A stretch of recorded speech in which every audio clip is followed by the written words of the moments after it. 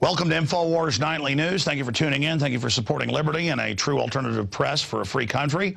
On this 23rd night of November 2012, on this Friday night, I thought that we would retransmit for all the viewers out there a very important special report we did for PrisonPlanet.tv that I don't think got the attention it deserved. The head of Skywatch California, Rosalind Peterson, who has done just an amazing job exposing the aerosol spraying campaigns and other things that are going on in our atmosphere. And here she is with the chemtrail cover-up, Rosalind Peterson, here on INFOWARS Nightly News in this in-depth interview and analysis.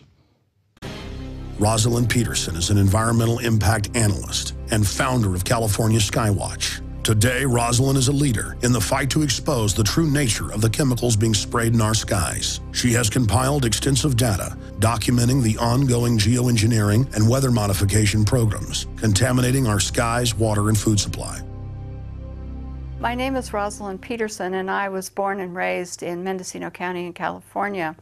I was on a working farm in Mendocino County and grew up on a working farm. So I have a background in agriculture. I could drive a cat tractor. I could do the irrigation systems.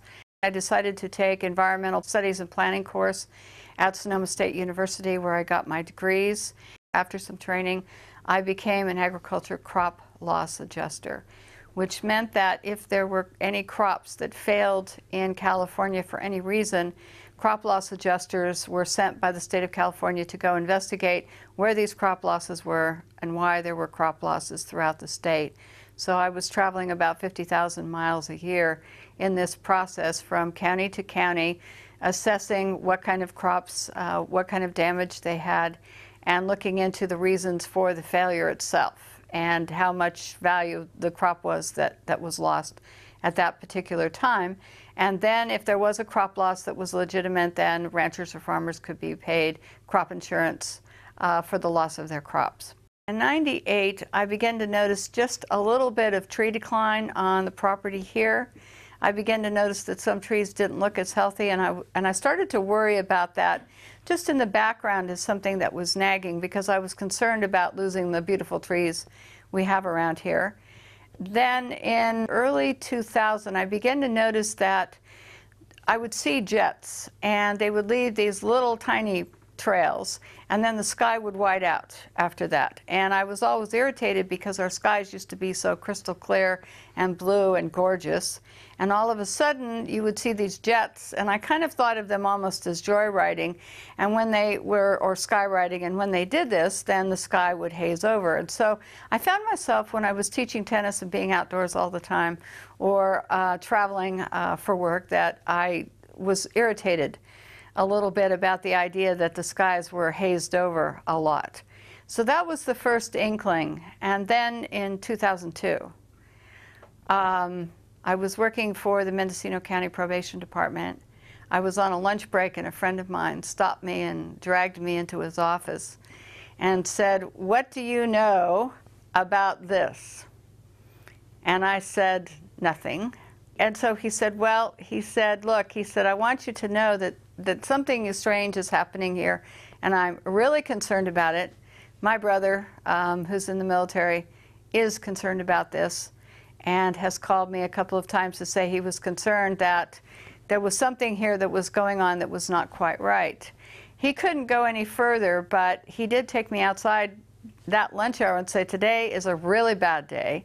And that's when he really brought my attention to watching the jets and how the jets would leave a small trail and then it would expand into these huge plumes. And at that particular juncture of time, that day, I was in and bought a pair of binoculars after work and a camera and I started taking pictures and watching what was going on. And that day I had never seen so many jets flying in so many directions, leaving so many huge plumes that turned into the, small trails that turned into these huge plumes in my life. And I knew that something was wrong. And that started me investigating what was going on. In the beginning, when I first began to see, notice the jets, I would see one, and then I would see some white haze. But I never did take notice of, really any notice other than some irritation when we hazed out. However, I can say that when I saw this particular day, and I began to pay attention, I could hardly drive straight, and I had to pull over all the time just to be able to look at these jets and say, look, this is not normal. I think that there were a lot of jets flying that day because there were many going in the same direction, leaving parallel lines. And in subsequent days, I would see many jets flying where the lines were parallel, and there would be 5 or 6 or 7 or 8 all leaving trails at one time. And I thought that that was really peculiar, that there would be so many. Later, I think that there were fewer jets, but that they would circle the county. And they go up one side of the county on the east side, and they go down the west side, and then they go up the east side. And so they would move around the county in kind of a clock-like, moving around a clock.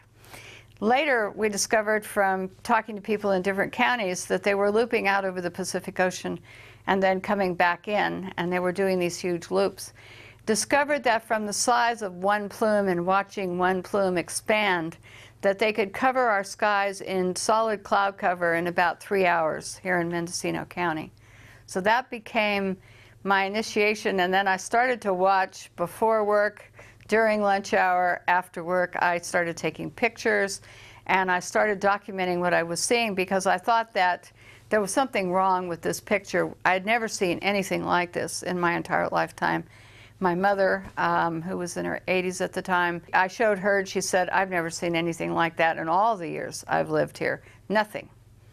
I went to look at NASA studies, and NASA in their school program and also in their terminology and their research began to realize that there was a brand new phenomenon that was occurring in which jet contrails, instead of dissipating relatively quickly if you saw them in a few seconds, began to persist and grow, and NASA studies proved that they turned into man-made clouds that would change the climate, exacerbate global warming, impact natural resources.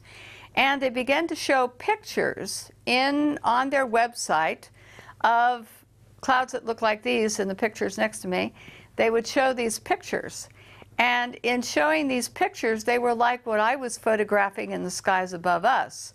So I realized that there was a great deal of interest by many agencies and universities into looking at these and what effect they were having on the climate, what effect they were having on raising humidity, what effect they were having on, in other words, what was going on with these that had changed, why they were persisting. But what happened was that they never did in any of their investigations. Most of the time they only looked at commercial airlines. They didn't look at military emissions and plumes.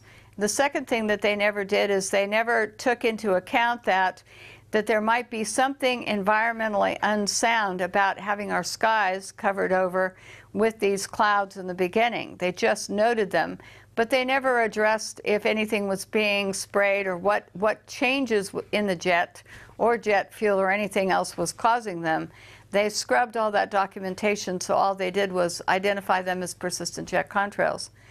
In order to gain some sort of credibility and be able to speak at the United Nations and speak at other areas, if I had used the word, for example, chemtrail, the United Nations would not have invited me as a keynote speaker, because then I would have been talking about something that was listed on all these websites and by the Air Force, by NOAA and NASA as a hoax. So you don't gain the credibility of anyone or any group or agency when you just use the term. So it didn't behoove me to use it, and so I refused to do so. NASA, first of all, in the late 1980s, initiated a schools program for children K through 12. And they started in some foreign countries, and then they brought the program to the United States. And NASA began to have children starting to count contrails because they said that they're satellites and also that they couldn't count them from the ground. So therefore, they needed school children to do this as part of a kind of like a game. I think that they really began to want children to think that this was a normal phenomenon. And so in the late 1980s, this program started to go through.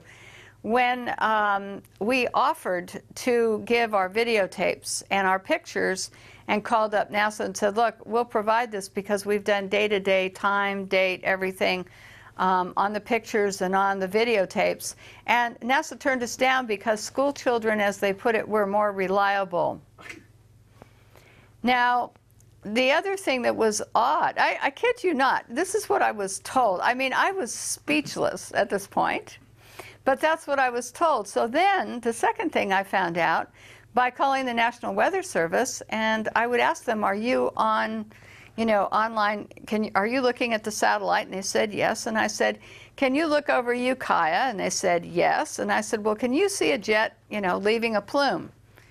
And so I was on the phone with them, and I found that within a few seconds, if a jet leaves a plume and it starts to get a little bit larger, not real small, but a little bit larger, they can see the plume expanding. And we were talking about the same one that was going right over Ukiah, and the plume was expanding. And I said, well, how come in your weather reports you don't talk about this as man-made clouds or persistent jet contrails? How come you're talking about this as being a front, a weather front? And they said, well, that's the way we deal with it because it's clouds. So we look at it that this is being, a weather front is coming through and this would produce these clouds. Well, I said, but it's not being produced by a weather front. The barometer is not dropping. There's nothing going on. I said, how come you don't just use the terminology? And he said, well, we just don't. So it was an odd dichotomy of having your weather reporters who could see these on satellite, which told me that the argument that school children could do better and that they couldn't see the contrails from satellite, they can see them and they can see the cloud cover. I even found out from the National Weather Service that they can see haze. They can actually, it's so good, they can identify haze. So I began to think to myself, well, if they're seeing all this, why isn't it being reported? And it's curious because no weathermen will talk about it. If Ukiah was, the sun was occluded and all these man-made clouds appeared over Ukiah and covered the whole thing after 3 hours, they would say, well, it was a front. But you could look to the west and there was no cloud, and the barometer hadn't dropped. There was no cloud front coming in from the Pacific. There was none from any direction. And yet we were covered over in this man-made clouds and haze. And they were saying that this was part of a weather front. So I began to find that I was not happy with what was being said about what we were seeing in the skies. So then it became identifying how long these trails persisted, filming them over time to see how much they expanded, how large someone got. We looked at the black contrails. We looked at the jets themselves and odd behavior of jets. The configuration on the jets was absolutely terrible because all these agencies were saying it was increasing jet traffic, and yet we could tell from the flight patterns that we got from the FAA that a lot of the flights were military. They weren't normal flight patterns. My Congressman Mike Thompson from California, 1st District, due to several inquiries, got these maps for me. They're 3 maps, and they're from the FAA, and then his office sent them to me. And the map shows the San Francisco Bay Area, Mendocino County, and I had asked how many flights there were over Mendocino County. So he gave me 3 separate maps. One is incoming air traffic to Oakland, San Francisco, and San Jose. One is outgoing flights to those same locations. And then a third one was what they call intra-flights. And this is designated on the map in yellow. What we discovered was in Mendocino County there weren't many commercial flights flying over Mendocino County. So in not having many commercial flights flying over Mendocino County, we discovered that it was the intra-flights that we were seeing looping the loop around the county and making the X's in the cross hatchings. And from these maps, I first learned about intra-flights, and I also figured out that commercial airlines were in trouble. So when you have commercial airlines, if you'll note in the green and the red and the blue areas, all of these flights leave the airport, they take a trajectory and they fly in a straight line to wherever their destination is. They don't have extra fuel to loop. The yellow ones, however, they do the loop around the county, and they have a few planes, not very many, but they can do many, many loops and back and forth crisscrossing. So you'll see the loops, and that's how we begin to figure out that the jets, leaving the persistent contrails, which turned into these heavy plumes and cross-hatching, were actually the ones that were the intra-flights that were moving around. But we had very few that flew over Mendocino County itself. So the commercial airline impact for our county is so small here, absolutely so small, that there wouldn't be the type of impact from seeing many persistent jet contrails from them. And they fly straight. They never loop. The jets around us look like racetracks sometimes, where they're going in an oval around the county, or they're going over the Pacific Ocean, over to Lake County, and back. So they're traveling across many counties in these circular patterns. And this was the first time I had the FAA representation to show this particular endeavor. Okay, this area here, right here, is Mendocino County, Sonoma County on one side, and Humboldt County on the other side. But this area here, you could see that the majority of the jet traffic in the green and the red is not covering and not going across our county. So it's mostly free of commercial air traffic. Now, the yellow here are what they call intra-flights. And this is where they go in all directions. Now, there are no flights which leave Sacramento to the east of us that fly out over the Pacific. No commercial flights. So therefore, the intra-flights go in this direction. They go towards Sacramento. They go in all directions. But you can see the big loop pattern here, which would give you, if they were leaving persistent jet contrails that persisted, then you would see these different loops. Other jet patterns loop around the county like this. So we started to see that from this map, we learned that intra-flights couldn't possibly be commercial airlines because they'd be using so much fuel and they'd be off their schedule. And so because when you get on a flight, they say so much time and you go straight. You don't loop and loop and loop unless there's a weather problem at an airport or something. But this is way too far away for them to be looping into the San Francisco Bay Area, which is way down here. So, and these loops are way out of their range for being in any type of feeding pattern to San Francisco, Oakland, or San Jose. So this is when I first learned about intra-flights, but this is also when I confirmed that there wasn't much air traffic over Mendocino County. So this made us unique in being able to look at the phenomenon of persistent jet contrails and know that when the jets were going in certain directions, it wouldn't be any type of commercial patterns.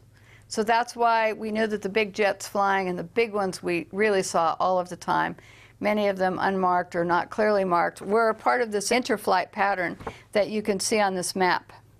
Persistent jet contrails that persist and stay in the environment for up to 20 hours. This is like geoengineering. It means that you're artificially, man-made in some way, changing our environment. You're adding particulates, you're adding something to the atmosphere, and it's more deliberate than not, but what you can add is you can add particles and chemicals. Weather modification is geoengineering, making it rain somewhere where it normally wouldn't. So we have all of these things where we talk about geoengineering. The interesting part of geoengineering is that it's now being proposed as a way to put particulates in the atmosphere so that we can stop the direct sunlight from reaching the Earth. It means that they could add particles, iron particles to the ocean. That's another form of geoengineering. In other words, when you have jets that change the climate, that's another form of man-made geoengineering. So geoengineering means something that you're going to do in the atmosphere that would not normally be happening on any normal type of basis. In other words, a volcano would be normal. The particulates coming up from a volcano, for example, would be a normal phenomenon, and then we would take whatever consequences comes from that. However, when you start taking and talking about, as Holdren is, he's Obama's science advisor, talking about taking care of global warming, in other words, by putting particles in the air, like sulfur or some other particles, then that means that we're going to take some action where we're going to try to interfere with some normal processes that are going on. And the problem with this, for example, with sulfur, is that sulfur, in the sense of it, we took it out of diesel fuel in California in 2006. And we said we have to clean it up because kids get asthma from sulfur, lots of health problems associated with too much sulfur in diesel fuel. We take it out of diesel fuel, and then someone comes along, like Paul Crutzen, and he says, we're going to put it up in the atmosphere to obscure the sunlight, so less sunlight reaches the Earth, and therefore that will cool us down. But what about the health effects? If you have to take it out of diesel fuel, then my question is, why are you going to put up something that's not helpful into the atmosphere and try to change the process that we live under? And that's what geoengineering is. It's taking something and you're going to artificially induce something into our environment that's going to change for some reason. For example, stopping global warming or slowing it down. Let me go back to 2006 in November. NASA Ames in California had a meeting of geoengineers from all over the world. It was a big meeting. It went on for a week, and it was not open to the public. During the course of this meeting, they were talking about these different geoengineering projects that they were studying. These were university professors, different people, and there was many proposals that were put forward at this meeting.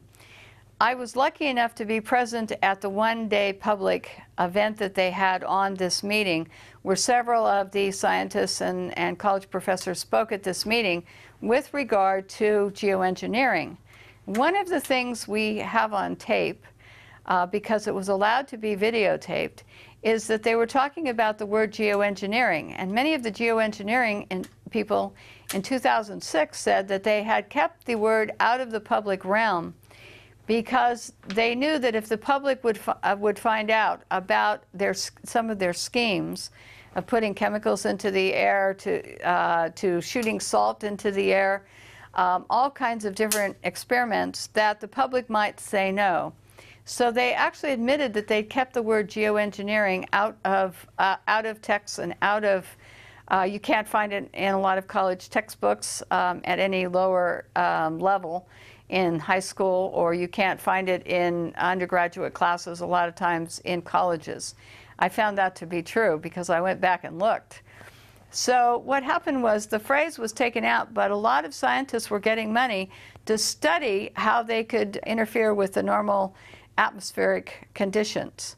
So there was weather modification, there was planning to put chemicals or particles in the air. And so these schemes had been around for a long time, but they weren't really discussed in any public forum. They were discussed within their own cliquey group, essentially. I think that they're trying to begin to put it out to the public because they've been experimenting on it for a long time, and they want to do more experiments, and they need the funding. And one of the things that these geoengineers were talking about at their meeting that we heard is that they wanted to be able to take these programs forward, make them public so that they got more funding for experiments with these programs. This is the curiosity, though, is that they were talking about shooting up ocean water into the atmosphere, in other words, in salt particulates. And they knew from some experiments that salt particulates rain out quickly. Well, if you shoot salt particulates into clouds as a particulate to make it rain, when that cloud rains out over land, you're going to salt up your soils and make it unproductive for agriculture. You're going to salt up your drinking water sources. What they wanted to do was add other programs that they wanted to experiment on into the atmosphere to test different hypotheses. about their studies. And in this way, they would gain more university funding through the U.S. government, the Pentagon, whoever wanted to know, in other words, sponsor these studies. Private individuals could also contribute as well. So a whole culture had built up about how we can put things into the atmosphere to cool us down, and this is one of them. I went back and I knew from previous experience working within the California state government that all drinking water tests for every drinking water source in the state of California, now anything that's a winery, anything that's used for public consumption with so many people except for private wells, all drinking water sources, every district, every well, every producer of grapes who had a winery on his place and used well water, whatever it was, all had to test their water. And they have to do the tests that are required, hundreds of them, under the EPA. It occurred to me that if anything was being sprayed at any one time, if I could identify it, it might be showing up in drinking water tests. So there's a CD that's public, it's free of charge. Anyone can buy it. It's got about 18 million bytes of data on it. And you can go up and you can get one, or you can email the state. They'll send you one immediately within 3 or 4 days. And you can look at every drinking water test taken since 1972 in the state of California. I cannot tell you how many tests this amounts to, because every month, every week, they're taking tests all the time, all over the state, different utilities, different districts. I went back and looked at spreadsheets of every county, city, state, whatever, and I tried to determine from looking at all this data if there was anything that looked unusual. I found herbicides and pesticides where I expected to find them in the Central Valley, where they use a lot of herbicides and pesticides. So I kind of took those out. I looked at everything that I thought you would normally find downwind of a factory. After I got rid of all of those, I began to look at, was there anything showing up in all the drinking water spikes across California on a pretty consistent level? Initially, I looked for things like barium, aluminum, manganese, magnesium, calcium. I looked at what the pH of the water was to see if I could find any blips in pH. But what I discovered was that during the course of the year, starting in 1990, no less, that the water sources were all registering unusual spikes. Now, they weren't spiking just alone. Almost every water test in the state of California was showing spikes in a certain year and a certain month for certain of these chemicals. And I have a list of them, and I will be able to give them to you, but I was absolutely amazed and surprised about these spikes, and I said, what's going on? Why are these spikes occurring in almost all the drinking water sources all at the same time across the state of California? Now, sometimes wells would spike in a time distance if they had any type of, the water that would come down in rainfall or flooding would get into the well systems, then you would show spikes later and not as high because of percolation problems. But we began to find these spikes. And it began to tell me that somebody somewhere was beginning to use inordinate amounts of arsenic, barium, aluminum, calcium, manganese, magnesium, and that all of these things, lead, iron, were all spiking at the same time. How can you have them spiking in the same time across the entire state of California when prior to the 1990s, and they were testing for these chemicals prior to the 1990s, that they weren't showing up in water systems at all, or they weren't spiking? And all of a sudden, way over state and federal standards, we found this data. A friend of mine took and graphed every single water district, every single piece of data. And we now have a graphing program so we can look at any water system in California, and we can determine if they were spiking in unison with any other water system across the state of California. It took 300 hours to write a program to do this. monumental chore to do, but we now have it, and we can show you the graphs. We can show you the actual water data from the state and show that these are unusual spikes. My job then began to go and look at graphs that were provided by the California Air Resources Board.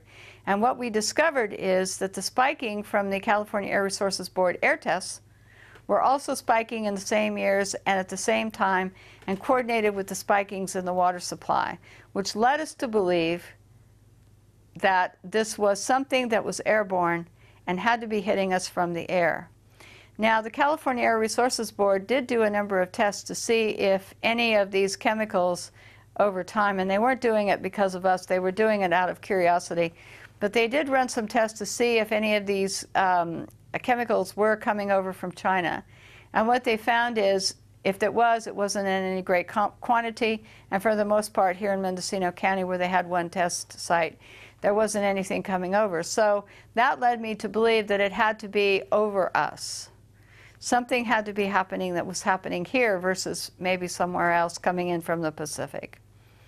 So that sent me off to look at government documents on these chemicals, how dangerous they were, where they were being used, factories, everything. And what I found out was that we were having these spikes here, and we have no industry between the Pacific Ocean and Hawaii and where we are here in Mendocino County. There wasn't any industry, and the few industries that were small and weren't consequential because they didn't release anything that would look like the massive amounts of lead and iron and barium would not be coming from those particular plants. Professor Gregory Benford in 2006 was on KNBC and interviewed on television in Burbank, California. And what happened is he said that you can mix aluminum and barium and you can make clouds, and that he saw it coming that they would be able to put these clouds where they wanted them to do what they wanted to with them. And he's part of the geoengineering group that I was present at when they had that meeting at NASA Ames. The second thing is that I started to look at other programs that the government was doing, atmospheric testing programs, other things, not related to the jets. And I began to find that these chemicals were being shot up on the space shuttle and shot up on rockets, and that they would send canisters packed with sulfur hexafluoride, which is a man-made chemical which exacerbates global warming, barium, aluminum, trimethyl aluminum, strontium, lithium, and they would send the canisters up, release them at different levels in the atmosphere, and to do ionospheric testing, they would superheat them till they exploded, and then they would do these chemical reactions, much like explosions you would see from light shows and things like that. You'd have this big explosion, and then you would go through and these chemicals would blow up and intermix. So the barium, I began to think that were these coordinating, these atmospheric tests, were they coordinating with the spikes in California and other areas? And I believe that from some of the data that I looked at, trying to correspond the dates of the tests, when they were done, and also the water data and the air data, I think that some of these could have actually added to the water pollution in the state of California airborne, because this would come down. Now, a lot of people have associated the jets with releasing different types of chemicals. I do know from the EPA that there's a whole host of chemicals, jet fuel emissions, and they're highly polluting, just like automobile exhaust. Carcinogens are involved in them. They deplete beneficial atmospheric ozone. They have crop damage associated with them. Some of the chemicals are involved in short-term memory loss, other things. So we do know that in this plume, it's not benign water vapor and ice crystals. But I could never find any documentation which would say that anything else was being sprayed. And with all these other chemicals being used in other government programs, it would be very hard to make a correlation unless you actually got into the plume and took a test. But since most of the planes that are leaving these big, huge plumes are military airplanes, you can't fly in that airspace. Pilots would be arrested, and it would be extremely dangerous to get into that airspace under Homeland Security rules and regulations to be able to take the test. So having to take a test at altitude and in other areas, it makes it very difficult. The government has not expressed any interest, nor have elected officials, in actually putting the subject to rest by testing these plumes either. So what they do is NASA, NOAA, a lot of studies, university studies, they look at these plumes and say, yes, these are man-made clouds. They don't say how they turn into man-made clouds, if it's chemical or whatever. And then they discuss the fact that in these clouds, that it's causing certain types of problems, covering us in cloud cover, dimming the sun, and then it's changing our climate and negatively impacting natural resources. The spiking in these chemicals, the state of California and all water districts across the United States and the EPA all require water testing, and they test for chemicals in the water that are hazardous to human health in some way. If they figure that a chemical is not hazardous to human health or animals, etc., they normally don't test for it. But the minute that they think that it's going to get up above a certain level that it would be injurious, they test for it to make sure that they try to keep it below that standard or to keep it out of our drinking water supplies altogether. So the concern is that when we're seeing these spikes over stated health, when they go up above any acceptable level that the EPA has put in place for these chemicals, we know they're dangerous, they're going to have a human health impact. And they're going to have a human health impact on animals, humans, anybody that is coming in contact with these chemicals. So this is what we know, is that the EPA and all these government agencies wouldn't be testing unless there was a problem. What impact they're going to have is each chemical has a different property to it, and they have synergistic effects. So it's hard to say that if you are exposed to a whole source of chemicals, what the synergistic effect. In other words, each chemical will have one property. For example, barium can raise blood pressure, just as one. But when you combine that with other chemicals, then what kind of reaction are you going to get? How much are you exposed to, etc.? So we have that element of it. But persistent jet contrails, on the other hand, are changing our climate, and they're changing the agriculture part of what's going on with us. When you change the climate and you change the microclimates and you put in more cloud cover, you're going to lower crop production. And they know this from University of Illinois corn crop studies, that if you have normal rainfall but you have more cloud cover, crop production drops. In areas where you had direct sunlight mixed with normal weather, then you would have increased crop production. So just putting and saying that these are ice crystals and water vapor, it's benign in the environment, not true, because it can heat us up. It can change the amount of sunlight reaching the earth, so it can affect the health of crops, health of your trees, because without photosynthesis, trees and plants can't grow strong enough to produce. And you need all of this. So to say that we're going to cut off the sunlight by either geoengineering or through allowing these persistent jet contrails to keep persisting, what we're saying is we're changing our climate, we're doing a geoengineering project, and it's going to have consequences on our food supply. Any chemicals added would have consequences on our water supply. So there's a broad impact here. So whether I know what if jets are spraying anything in particular, what I do know is that they're already harming the environment, and that there's a lot of studies that talk about the impact in coming years will be tremendous. In some cases, they don't know what the effects are. They want to experiment, and they readily admitted that. That was one. Two, they want to be able to continue with their work, because that's job security for a lot of university professors. Three, several of them have stated, well, the public, we're going to be who the world turns to when global warming becomes this big problem. They're going to ask us to save the world. We're going to be the new stewards of the environment, and our programs are going to be the ones that will be initiated to save the world from global warming or whatever catastrophe. So therefore, we have to experiment now, get the funding and experiment now, or continue our experiments so that we are ready to be the new stewards of the environment. But the problem is, when you start putting up chemicals and you start doing atmospheric experiments, you start to impact agriculture, food supplies, watersheds. You start to impact everything that we depend upon for life on Earth? And what happens if their programs go awry? And when they were asked this, they said, well, then, it's just an experimental program, Well, if someone gets hurt or harmed, well, so what? Their attitude was very cavalier about this. And Professor Benford actually wrote a program about the Arctic, and they said in his article, he even said, well, if something goes wrong, why, it will wash out eventually in the long term. And if you have to sacrifice a few people or an area like the Arctic, then that's okay, because it's all in the realm of scientific study. So it's a fascinating article to read. I think it's actually the underlying cause of all of this and some of the funding is military funding, because the military wants to be able to control the weather. The military has got an agenda that if they control the weather, they can control any country to make it do whatever they want.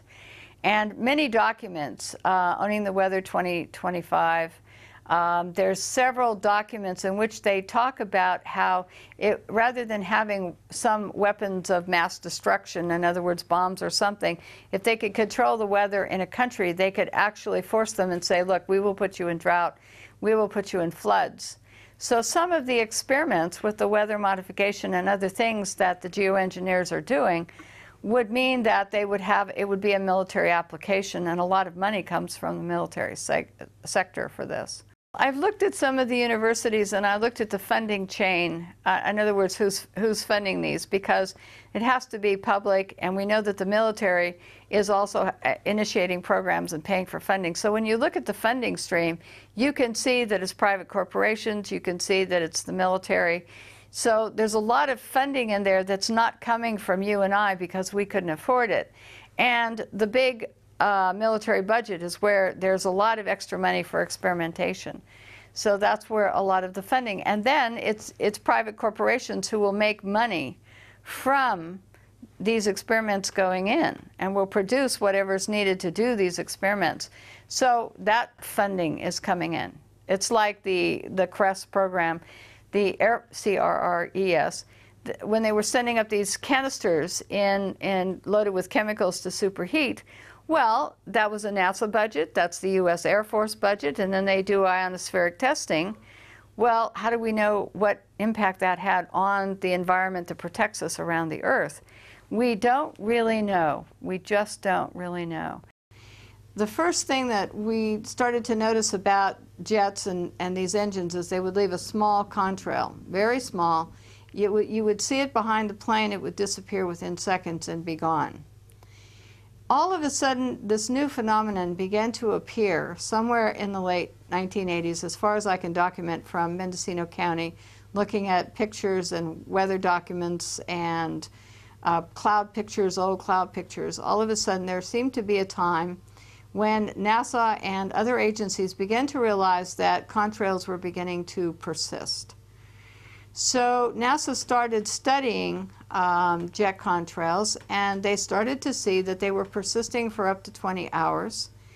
They could cover 4,000 square kilometers. So they could cover huge areas, one contrail this is. So NASA studies began to show that they were exacerbating warming, starting in around 1975. They began to show that there was a new phenomenon which they didn't have before, had not seen before, where these contrails persisting rather than dissipating very quickly began to be something that they talked about, studied, etc. We don't know, in other words, why they began to persist. This is one of the curiosities here. And we just know that the studies, that they were studying them, but they didn't study what they were composed of, why they would be forming, and, in other words, expanding to such huge sizes. But my curiosity with NASA became that when they were talking about persistent jet contrails, they didn't talk about the fact that there were all these different varieties. In other words, one side of the jet having one type of contrail, the other jet engine on the other side leaving a different type of contrail. One would dissipate quickly, the other could leave a large plume. We had black contrails that we were seeing here. We had contrails that would turn into, it looked like toothpaste on a tube, And when you saw these, I call them toothpaste trails, when we saw them, what we noticed is that they would dissipate relatively quickly. They'd break up into unusual configurations. So what I did is, in order to have people understand that what they were looking at were different types of trails that had different dissipation rates or would turn into haze, and also that these contrails that we were seeing would turn into different types of man-made clouds. NASA just talks about jet contrails turning into man-made clouds in their studies, but they don't tell you about the brown clouds. They don't tell you about the different cloud configurations that these contrails turn into. So one of the things I did from my pictures and from videotape and looking at different times is I compiled this index in 2006 of some of the different types of contrails that we were seeing, and I named them. The reason I named them is people were telling me what they were seeing, but they had no vocabulary. So in naming them, people would tell me that they would see toothpaste trails, or they would see knots on a rope where you'd have a straight line with little bulges in it that looked like someone had tied knots in a rope. You would have black contrails. So this particular document, poster I created to put on the internet and to give to people so that they could see that this was different than anything that they had seen before. So when I started to document this, I took and I would find that there were things called bursts, where a jet would fly in leaving a contrail, and then all of a sudden you'd see this huge burst, no contrail leaving, but you would get this kind of configuration. And I go, well, what happened here? Why did this create a burst which then expands for miles and miles and miles over the sky above us? And why would this part of the trail turn into this type of configuration? So this was odd. So we had bursts. Then this configuration, on the same day, we'd see other jets flying in, and it would leave bursts that look like this. And after a period of time, they would turn into these kind of little cloud formations that would hang out in the sky around this bigger burst. Now, other trails that would be left would be absolutely huge in configuration, and they'd start small, like up here. Every one of these contrails started very small, just as a fine line. But then after watching for a minute or two, we would figure out that it would turn into one of these other configurations. So some of them, we can tell right away, would turn into this type of a plume, which would turn into this white, in other words, kind of a cloud-like formation, but not a real cloud. It's a man-made cloud, according to NASA, and it would cover the whole entire sky. So these configurations, if we saw anything that looked like this after a short period of time, we knew that this would cover the whole sky. Now, other configurations, knots on a rope, you'd have something that looked like waves.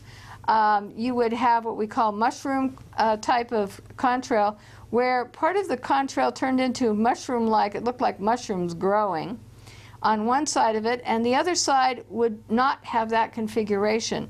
So the two sides of the jet engine would release a different type of plume, which would turn into, on either side of the jet, one plume could dissipate quickly, the other plume could turn into a different configuration. So we thought it odd. Then we'd have black contrails that would expand and expand like the white ones, but look like black. So we thought, well, what's being released that would turn black? So all of these contrails I put into this poster so that people could see the feathers and the different ones. And as this was on the internet, people began to say, we're seeing this type of plume today. We're seeing a twist, where it looked like there's a twist on one end and then this big plume would come up. So they could name the trails, how long they were seeing them. So when I talk to people from around the world and in the United States, we can discuss what type of trails that they're seeing, and then they tell me about more and send pictures of different ones.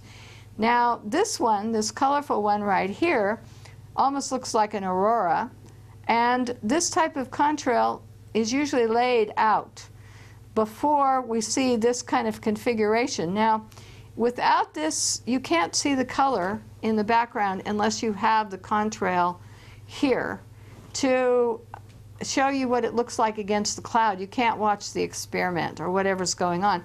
We never saw anything like this when we were growing up.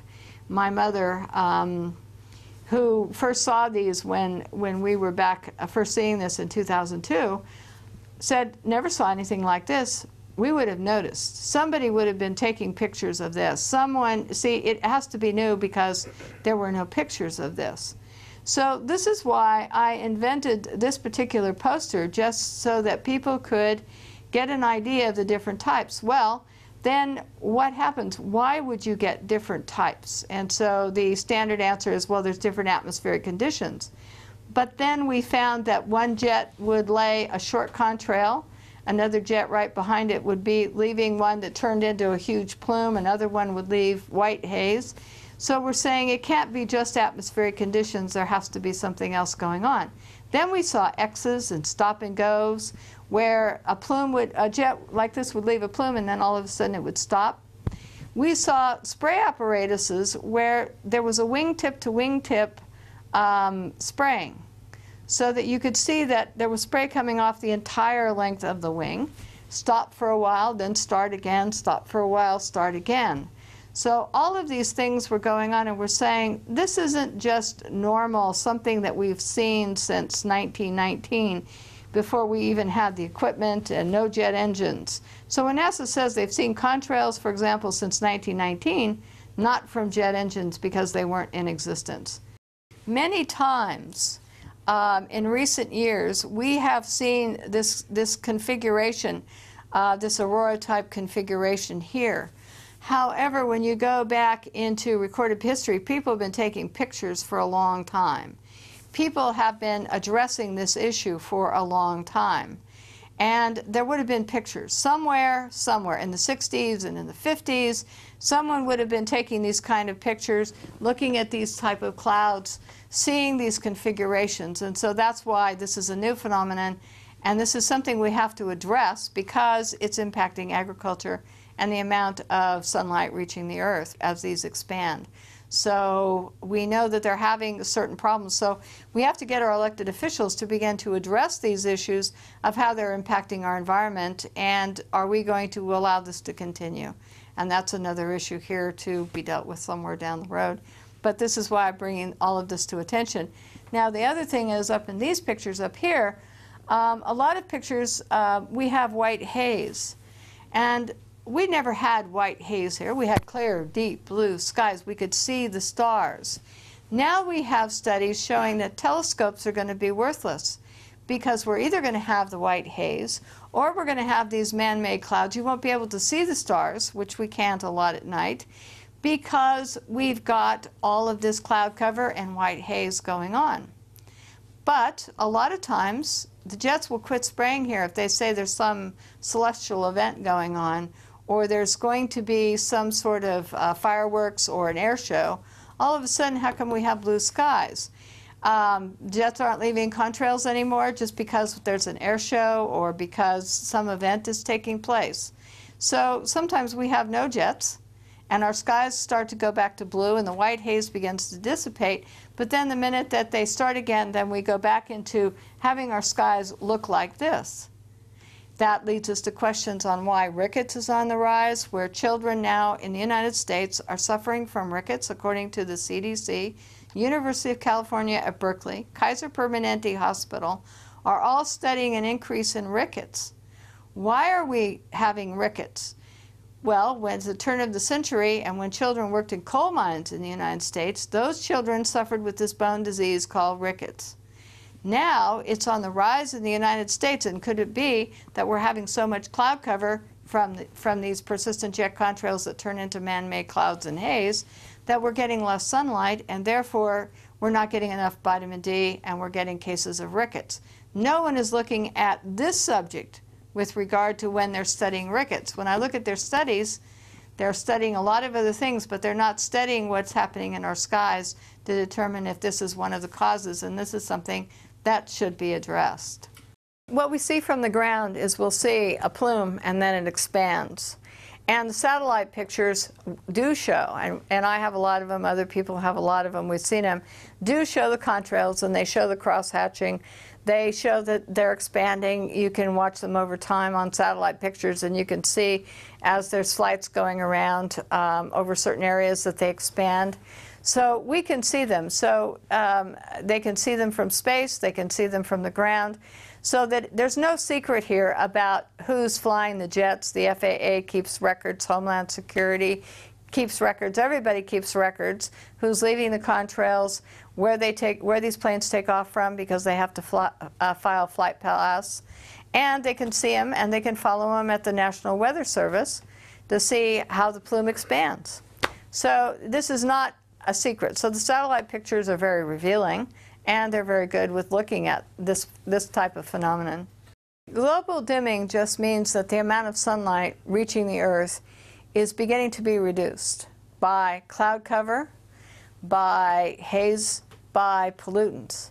So the studies have been going on for quite some time now, showing that the amount of sunlight reaching the Earth is being reduced. Now, the catch-22 here is, if we're already reducing the amount of sunlight reaching the Earth, then when the geoengineering community says we need to put particulates up and we need to put other things in the atmosphere to reduce the amount of sunlight reaching the Earth, we are already subjecting ourselves to global dimming from some of our activities and the jets.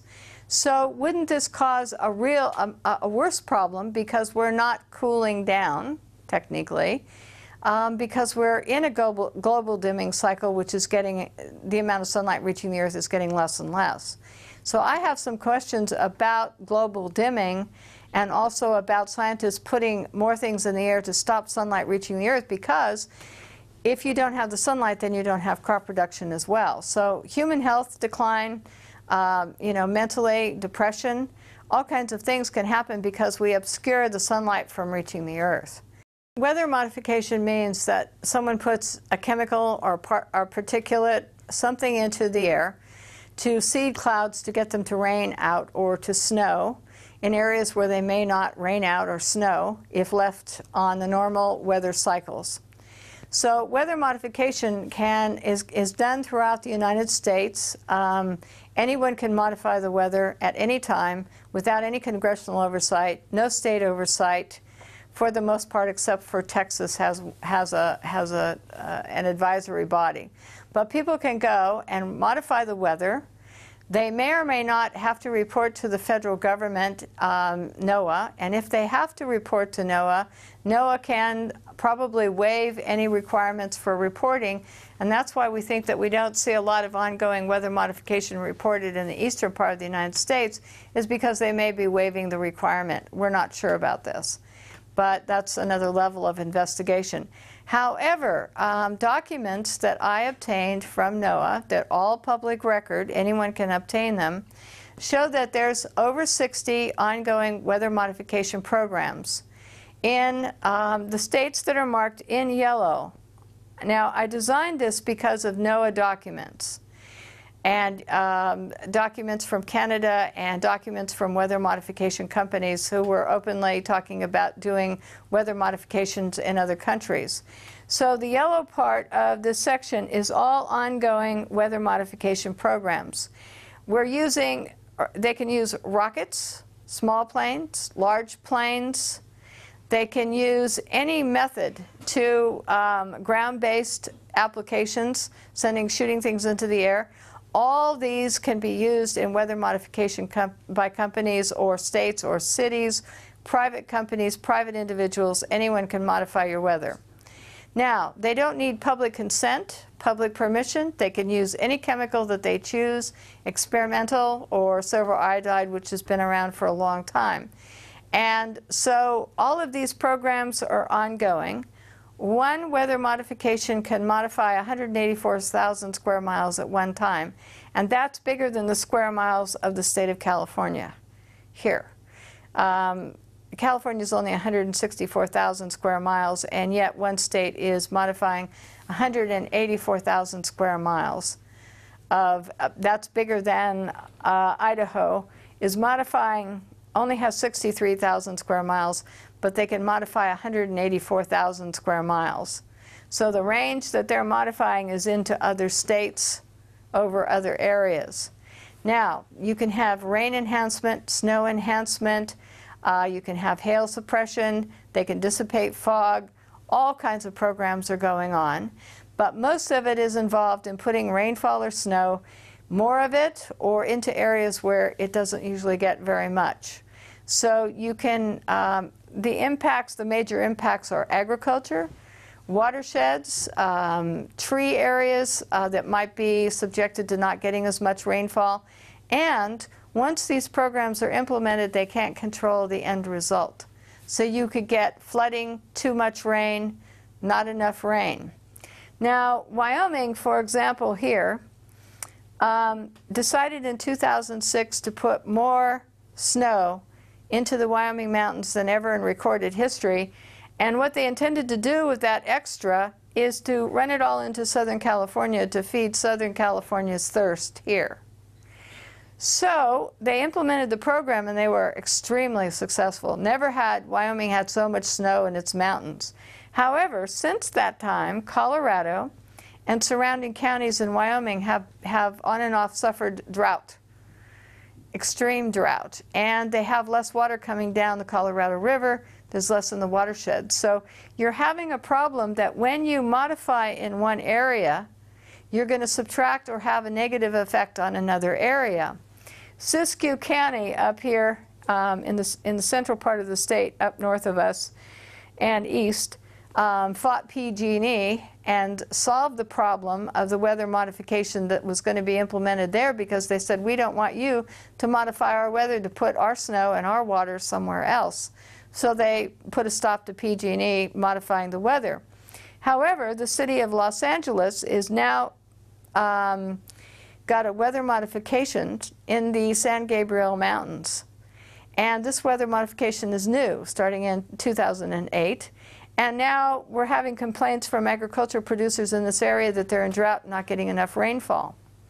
The Panhandle Texas ranchers are complaining bitterly that weather and their snow and rainfall is being redirected into other areas by weather modification programs, and that the grass isn't growing, so that they either have to feed their cattle or go out of business. And there's an online discussion of that on March 6, 2008 that you can download from the Texas regulatory body here to listen to their complaints.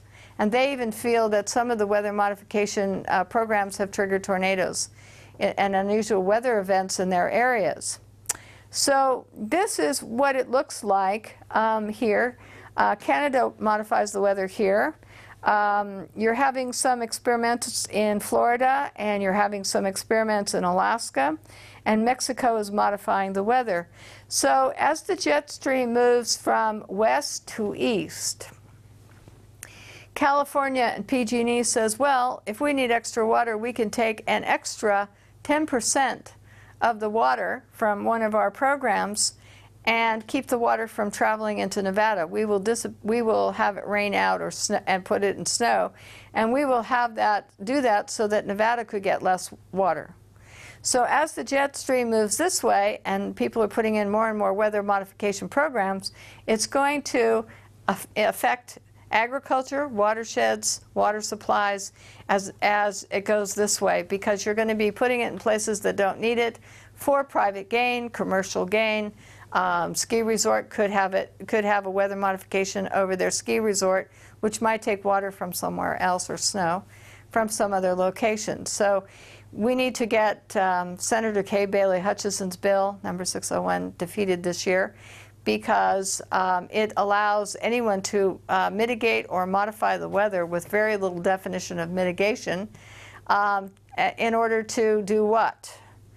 So, but all these government agencies would be allowed without congressional oversight or public consent to modify the weather. So what happens to crop production? What happens to normal climates? We can disrupt the microclimates. And we add to this the jets and NASA studies and IPCC studies, lots of things, university studies showing that the jets are changing the climate. So now we're modifying the weather, and the jets are changing the climate. No wonder people here are having, all across the United States, are having weird weather events or lightning events, or because there's lots of experiments. We have lightning experiments as well going on. So there's lots of things going on which impact all of us, but it's our food supply and our water supply that is going to be impacted the most from all of this. I'm not sure to what extent, but we're becoming more and more sophisticated in being able to possibly manipulate the jet stream. We're being more sophisticated in what MIT Professor Emanuel said in a television program that I saw on the Discovery Channel that was talking about this issue. He was saying that what we can do is we can take carbon black, okay, and we can take jets and we can release carbon black on the West Coast, and as it heats up going across the United States, it creates these weather fronts that grow in intensity. And what it can do is these weather fronts grow in intensity so that when there's a hurricane coming in over here, the jet stream and these fronts are moving this way, and it would push the hurricanes off the coast. Now, he talked about a fleet of jet airplanes releasing carbon black that would create these disturbances or perturbances, as he calls them, or fronts. My question is, what happens to the weather as this carbon black, which is soot, which is a pollutant that we don't like in our cars and automobiles and jets, starts being released by a series of jets, and what happens to the weather? What happens to the air quality as this is happening? What happens to agriculture as you change the fronts and the weather that's going on across the United States just to redirect a hurricane off, in other words, from Florida or some area on the East Coast? So these are being proposed, these geoengineering projects are being proposed. We kind of feel that since we're seeing black contrails here every so often, that they may be starting to practice with this so that they could determine and see if this particular project would work. There's a treaty against manipulating the weather for warfare. There's also a treaty against having weather modification programs that last more than so many days, etc. But everyone is engaged here, as you can see from this map, in modifying the weather. There's something going on all over. The programs can last as long as they want. All this is going on, and as we perfect this and do studies and research and they perfect, more and more they will be able to control the weather, change what's happening, and when they do that, they disrupt your watershed, the water supplies to your watersheds, and they disrupt agriculture and the microclimates needed to produce crops. And so the detrimental effect is on all of us. And I think that they're, at some point with these weather modification programs, experimenting on us.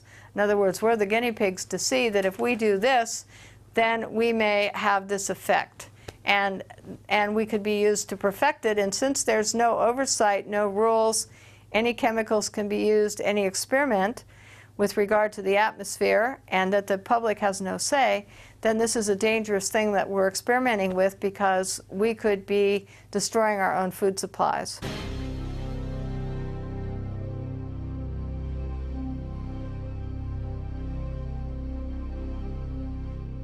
Visit INFOWARS.com and PrisonPlanet.com. When you're on the site, you can also tune in 24 hours a day to my daily radio broadcast. There's also a free iPhone app to listen to the syndicated radio show when and where you want.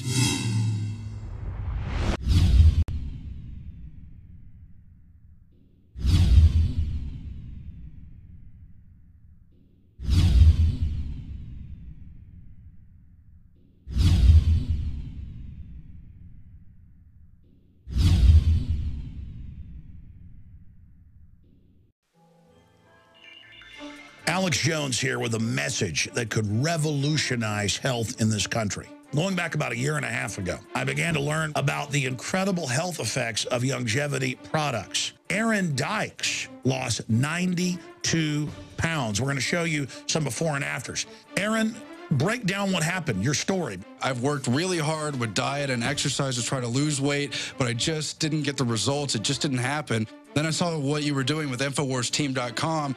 I wasn't even trying to lose weight, but I got it because I wanted to feel better energy. I wanted that nutrition. Didn't even understand how that could kickstart my own weight loss goals, but the products did that for me. I found myself suddenly losing weight, more energetic, wanting to exercise, wanting to eat the right foods. And they don't even advertise it as weight loss. I want to challenge our radio listeners to go to InfoWarsTeam.com, sign up as a distributor, and get wholesale pricing discounts at InfoWarsTeam.com.